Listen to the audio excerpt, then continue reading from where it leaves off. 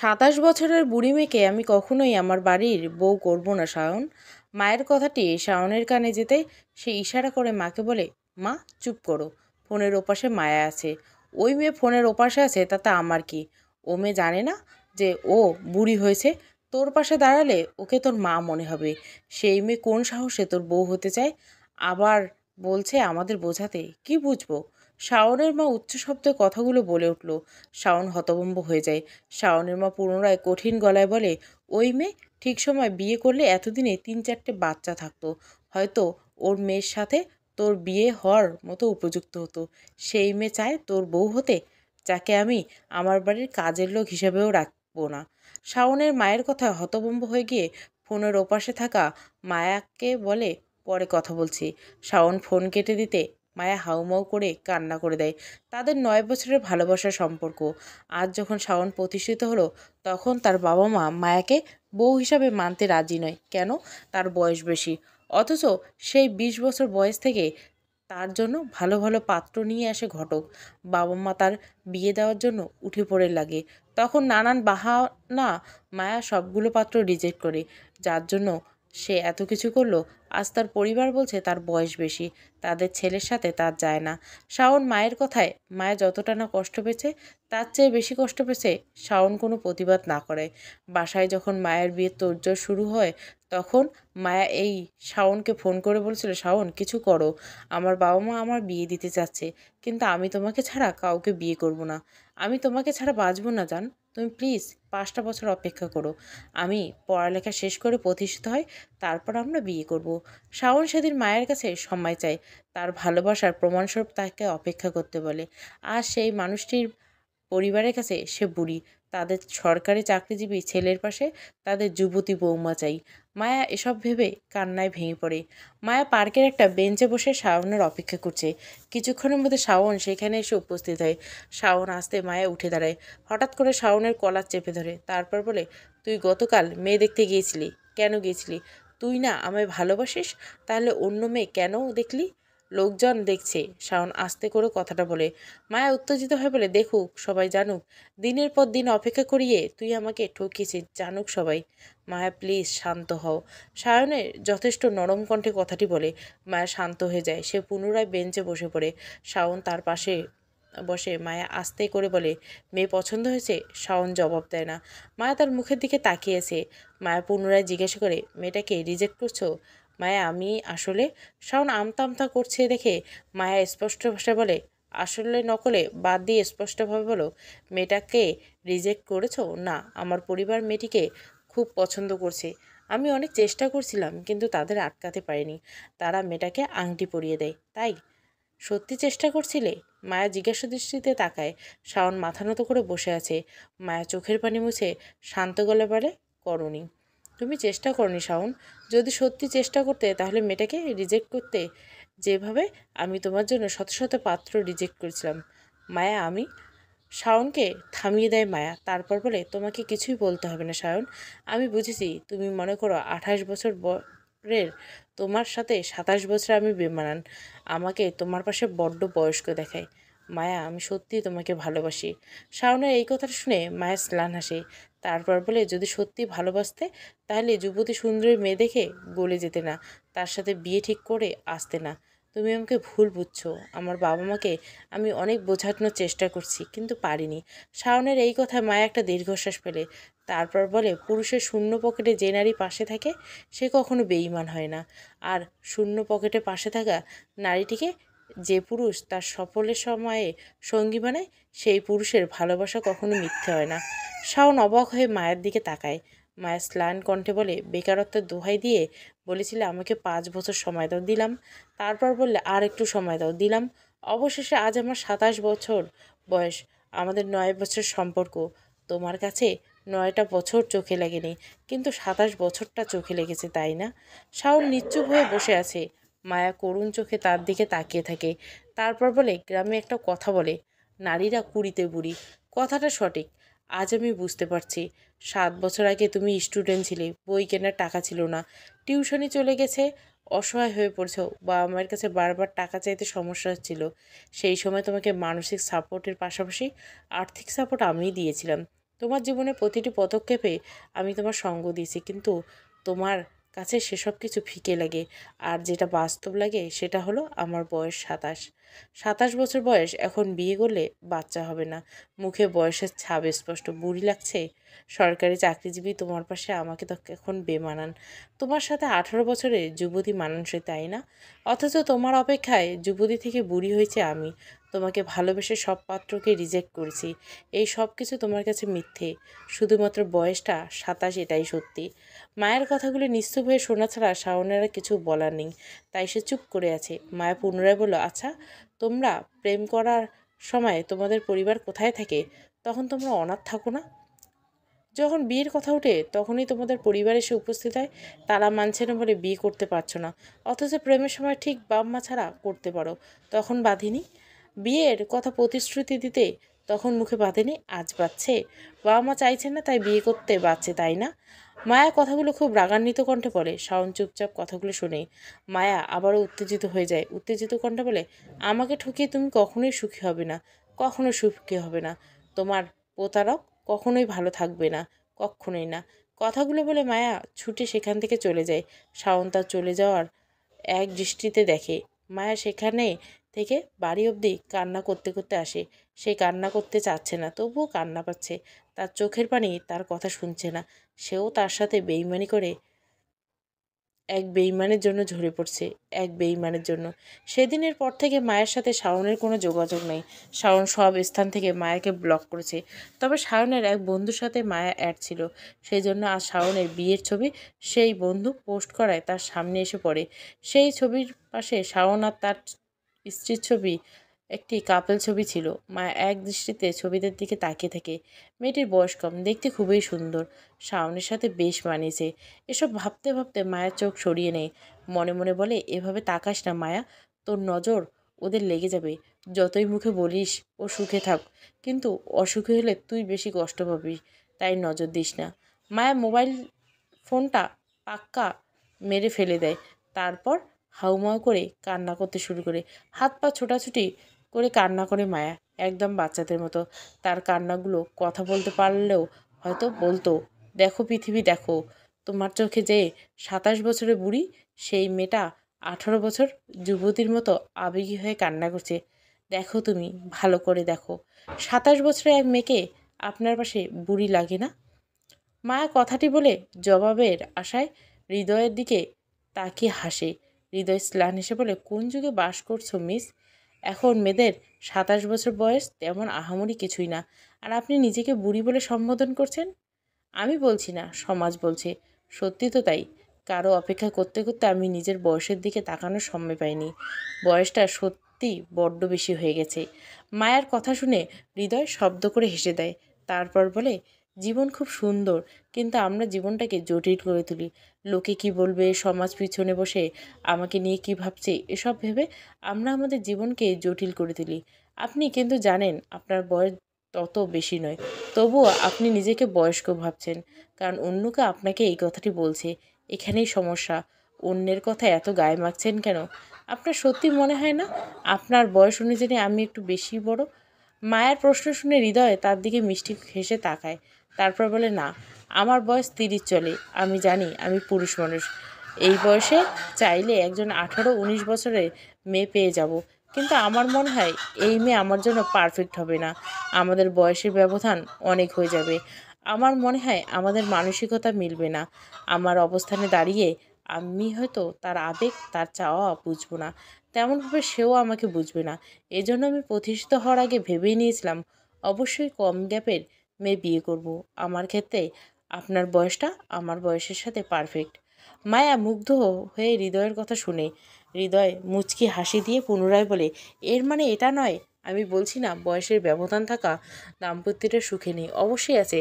তবে আমি আপনাকে যেটা বললাম সেটা আমার ক্ষেত্রে আমার চাওয়া। এখানে আমি অন্যরা কী ভাবছে, কী করবে সেটা ভাবছি না। জীবন কতই অদ্ভুত, তাই না? বয়স বেশি বলে কেউ ছেড়ে দেয় না। আমার কারো কাছে এই বয়স পারফেক্ট মনে হয়। মায়া এই কথার জবাবে হৃদয় খুব সুন্দরভাবে বলে, আপনার বয়স বেশি এটা সমস্যা নাই। বয়স হলো সেই মানুষটা আপনাকে চায়নি। যদি চাইতো তবে আপনাকে এই সামান্য অজুহাত দিয়ে ছেড়ে দিত না। বয়স বেশি বাচ্চা হবে না, এসব লেম ভাবনা। সত্যি বলতে তার আপনার উপর দিয়ে মন উঠে গিয়েছিল, সেজন্য আপনাকে ছাড়ার জন্য তার একটা অজুহাতের প্রয়োজন ছিল, সেটা দিয়েছে। নয়তো আহামরি বয়স না 27, আপনি ঠিক বলেছেন, এটাই হবে। নয়তো 9 বছর সম্পর্ক ভুলে সায়ন এভাবে আমাকে ছেড়ে দিতে পারলো। তা আপনি আমার সব কিছু জেনে আমাকে বিয়ে করতে চাইছেন কেন? আপনার মনে হচ্ছে না বিয়ের পর আমি আপনাকে আপন করতে পারবো না? আমার একটা অতীত আছে। বিয়ে হচ্ছে পবিত্র বন্ধন, এই বন্ধনের জোর অনেক বেশি। তাছাড়া আমারও একটা অতীত আছে। বেকারত্বের অজুহাতে আমাকেও কেউ ছেড়ে দিয়েছিল, তারপর আমার মনে হয়েছিল মেয়েরাও প্রতারক। কিন্তু আপনার গল্প শোনার পর মনে হলো প্রতারকের কোনো লিঙ্গ হয় না, প্রতারক যে কেউ হতে পারে। তাই আপনাকে জীবনসঙ্গী হিসাবে পছন্দ হয়েছে আমার। এতক্ষণ অবধি হৃদয়ের প্রতিটি কথা মায়াকে মুগ্ধ করেছে। মায়া মুগ্ধ চোখে শুধু তাকে দেখে যায়। শাওনের বিয়ে 6 মাস হতে চলল। মায়া মাস্টার্স শেষ হয়েছে অনেক আগে। সে চাকরির প্রিপারেশনের পাশাপাশি শাওনের সাথে বিয়েটা করে নিতে চেয়েছিল, কিন্তু সেটা হলো না। শাওন অন্য কাউকে বিয়ে করে নেয়। তারপর মায়া নিজেকে প্রতিষ্ঠিত করায় মন দিয়েছিল, কিন্তু বাবা মা তাকে বিয়ে দিতে চাচ্ছিল। জীবনে এতবার বাবা মাকে বিয়ের বিষয় না করেছে, সে আর না করতে পারেনি মায়া। তবে সে শর্ত দিয়েছিল সে এমন ছেলেকে বিয়ে করবে যে তাকে ভবিষ্যতে চাকরি করতে দিবে, সেই সাথে তার বিষয়ে সবটা জেনেই তাকে বিয়ে করতে রাজি হবে। বাবা মা তার এই কথায় রাজি হয়। অতঃপর হৃদয়ের পরিবার থেকে মায়াকে দেখতে আসে। হৃদয় এবং তার পরিবারের মায়াকে পছন্দ হয়। বিয়ের আগে মায়া হৃদয়ের সঙ্গে আলাদা কথা বলতে চাচ্ছিল, যার জন্য তারা দুজন আলাদা কথা বলছে। মায়া এসব ভাবছিল। তার ভাবনার মাঝে হৃদয় তাকে বলল, আপনার এই বিয়েতে মত আছে? মায়া কিছু সময় চুপ থাকে, তারপর শান্ত গলায় বলে, আমি চাকরি করতে চাই। আপনার এত আপত্তি নেই তো? না, আমার মনে হয় প্রতিটি মেয়ের স্বাবলম্বী হওয়া জরুরি। আপনি প্রতিষ্ঠিত হন, এতে আমার কোনো আপত্তি নেই। আপনার চাকরি নিয়ে ভবিষ্যতে আমাদের মধ্যে কোনো সমস্যা হবে না, এতটুকু ভরসা আপনি আমায় করতে পারেন। হৃদয়ের এত সুন্দর কথা বলা প্রতিটি কথা মায়াকে মুগ্ধ করে। হৃদয় রিজেক্ট করার কোনো কারণ নেই মায়ার, তবুও তার ভয় হয় জীবনে দ্বিতীয়বার যদি সে ঠকে যায়। হৃদয় বিষয়টা বুঝতে পেরে বলে, আমাকে বিশ্বাস করতে পারেন আপনি, আমি আশা করি ঠকবেন না। মায়া, আমার আবেগের বয়স এখন নেই, তাই আমি যে কথাগুলো বলছি সেগুলো সব মস্তিষ্কের ভাবনা দিয়েই বলছি। এখানে কোথাও আবেগের ছিটেফোঁটা নেই, সেজন্য বলছি বিশ্বাস করতে পারেন। মায়া নিশ্চুপ হয়ে যায়। হৃদয় শান্ত গলায় বলে, আপনি বরং কিছুটা সময় নিন। এত দ্রুত এই সম্পর্কের জন্য আপনাকে হ্যাঁ বলতে হবে না। আপনি বরং কিছুটা সময় নিয়ে ভেবেচিন্তে পারবেন। একটা কথা মাথায় রাখবেন মায়া, এই বিয়েটা ভেঙে গেলে বাবা মা কষ্ট পাবে। তারা কি ভাববে আমি রাজি হয়ে যাই তাহলে পরিবার খুশি থাকবে, এসব ভেবে এই সম্পর্কে মত দিবেন না। তাহলে আপনি কোনোদিন এই সম্পর্কে সুখী হবেন না, মন থেকে মেনে নিতে পারবেন না। তাই বলবো, লোকের কথা না ভেবে, মত না দিয়ে নিজের কথা ভাবুন। আপনার জীবনের জন্য যেই সিদ্ধান্ত আপনার সঠিক মনে হবে সেই পদক্ষেপ নিন, সেভাবে সিদ্ধান্ত জানান। একটু থেমে হৃদয় পুনরায় বলল, আমি হয়তো আমার কথাগুলো সুন্দরভাবে গুছিয়ে বলতে পারিনি, তবে আমি আশা রাখবো আপনি কথাগুলো বুঝছেন, সেই অনুযায়ী নিজের মতামত জানাবেন। মায়া মাথা নাড়ায়। হৃদয় মায়াকে বিদায় জানিয়ে চলে যায়। মায়া বাড়ি বসে হৃদয়ের কথা ভাবছিল, বিশেষ করে হৃদয়ের শেষ কথাগুলো ভাবছিল। হৃদয় খুব বিচক্ষণ মানুষ। সে বুঝতে পেরেছিল মায়া তার বাবা মার সাথে ভেবে বিয়ের জন্য হ্যাঁ বলেছে, কিন্তু বাস্তব তার মন দোটানায় ভুগছে। সেজন্য সে শেষে এই কথাগুলো বলছে। অনেক ভেবেচিন্তে মায়া হৃদয়কে তার মত জানায়। মায়া মূলত একটি প্রাইমারি শিক্ষক নিবন্ধনের পরীক্ষায় অংশ নিয়েছে, প্রিলিতে টিকে গেছে। আশা করা যায় পরবর্তী পদক্ষেপে টিকে যাবে। তাই সে হৃদয়কে তার এই চাকরি হওয়া অবধি অপেক্ষা করার কথা বলে।